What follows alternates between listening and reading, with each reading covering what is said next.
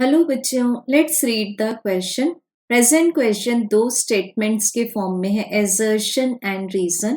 Assertion says displacement current goes through the gap between the plates of a capacitor when the charge of the capacitor does not change, and the reason says the displacement current arises in the region in which the electric field is constant with time.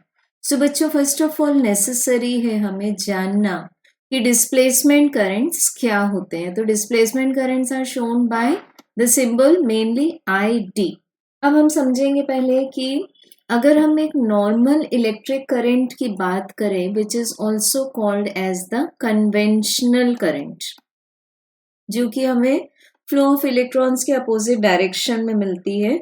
सो इस current को suppose हम represent करते हैं IC, that is conduction current. तो ये current जब भी flow होगी तो ये अपने विसिनिटी में मैग्नेटिक फील्ड प्रोड्यूस करेगी। अब अगर हम अप्लाई करें बायो-सेवर्ट्स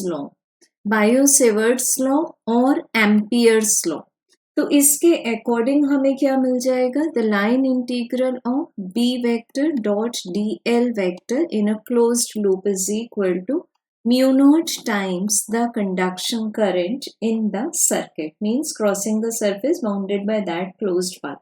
बट बच्चों, ये लॉ, एम्पियर्स लॉ, तब एप्लीकेबल नहीं होगा जब हम बात करें कि इलेक्ट्रिक फील्ड टाइम के अकॉर्डिंग वेरी हो रहा है, means D by D T of E is giving us some non zero value, तो तब एम्पियर्स लॉ वैलिड नहीं होगा। अब यह मान लेते हैं हम एक कैपेसिटर जिसकी बात की गई है असर्शन एंड रीजन में। सो एक कैपेसिटर के प्लेट के बीच में सपोज सेपरेशन है डी। अब हम इसमें दो केसेस लेंगे। First case will be at the time of charging और डिस्चार्जिंग, और सेकेंड केस की बात हम तब करेंगे जबकि कैपेसिटर फुली चार्ज हो चुका है। इट मीन्स क्या हुआ, यहाँ पर जो फील्ड है या फिर जो चार्ज है वो टाइम के अकॉर्डिंग चेंज नहीं हो रहा। It means D by D T of Q is equals to zero. So बच्चों, इस केस में अगर हम फर्स्ट केस की बात करें, चार्जिंग और डिस्चार्जिंग की, तो इस केस में अगर हम प्लेट्स के बीच में एक मैग्नेटिक नीडल को प्लेस करें तो ये नीडल डिफ्लेक्ट होगी, जबकि प्लेट्स के बीच में कोई भी करंट नहीं है। बट क्या हो रहा है, यहाँ पर सिर्फ इलेक्ट्रिक फील्ड चेंज हो रहा है। So it means at the time of charging और डिस्चार्जिंग, इस ये जो दोनों प्लेट्स हैं इनके बीच का जो इलेक्ट्रिक फील्ड है वो चेंज होगा।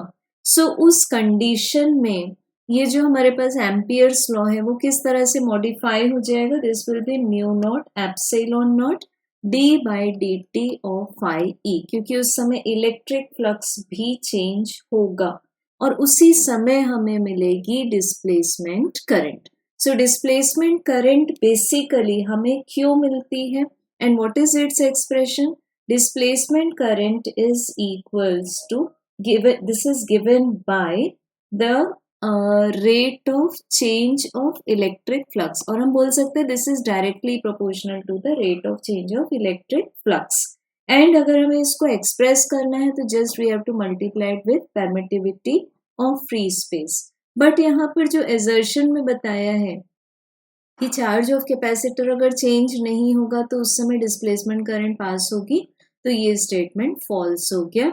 एज वेल एज रीजन में जो बताया है कि जब इलेक्ट्रिक फील्ड कांस्टेंट होगा टाइम के अकॉर्डिंग तब डिस्प्लेसमेंट करंट अराइज होगी, तो ये स्टेटमेंट भी फॉल्स है। डिस्प्लेसमेंट करंट कब अराइज होगी? जबकि चार्जिंग या डिस्चार्जिंग चल रही है। So we can say that both assertion and reason are false, and correct answer is option number 4. Thank you.